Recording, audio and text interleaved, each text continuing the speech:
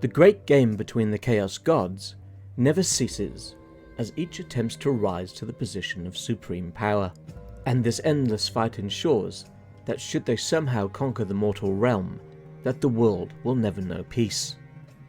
This great game will be felt in Warhammer 3, as the different Chaos Gods rise and fall in power. The different factions on the map will gain improvements from their unique Unholy Manifestations, 4 abilities which are unlocked as a faction's corruption spreads across the world.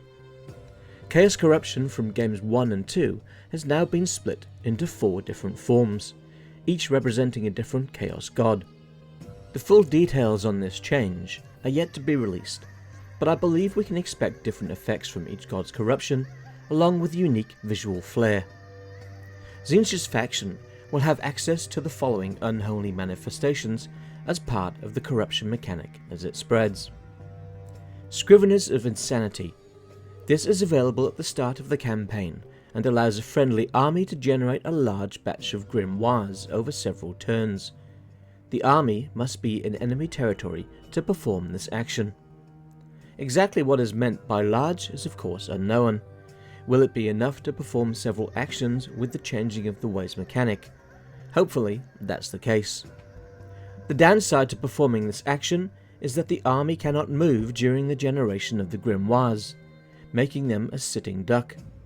We also don't know if the size or composition of the army will have an effect on how many grimoires are generated, or how quickly the action is performed.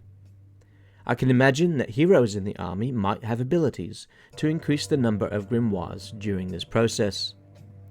I think whether this will be worth the risk is going to depend on a lot of factors, but having another army close by, perhaps laying an ambush, might be a wise course of action. Metagenic Energies. This will require 1500 Tzeentch corruption. Is that a lot? Who knows. Regardless, it causes a target army to suffer attrition for a turn, bypassing any immunities that they might have. It could come in handy to weaken an enemy force if you don't have any armies nearby. Magic Flare. This requires 3000 Tzeentch corruption, and increases the range and barrier hit points of all units in an army. The barrier is a special shield unique to Tzeentch units, which will be detailed when the full roster is revealed. It's hard to say how useful this might be, as we don't know the strength of Tzeentch's barriers, or the default range of his units. Night of Madness. Requiring 6000 Tzeentch corruption, this will allow the player to target a friendly army, so that it generates additional corruption and public order loss in a province. This will also increase the Winds of Magic power reserve in the same province. Now, much like the Scriveners of Insanity ability, the army will not be able to move when this is active, once again making it a sitting duck.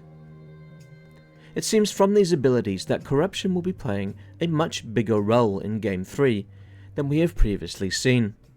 It could make some regions very dangerous, with all the corruption from multiple Chaos Gods in effect. I can't wait to see how it plays out. What are your thoughts on the increased role of corruption in Warhammer 3? And how do you feel about Tzeentch's Unholy Manifestations? This video was brought to you with the help of my patrons. Thanks to Hot Apple Pie, Alexander, and Solarith Magnetar. I'm Grey Tiger, thanks for watching, and I'll see you in the next video.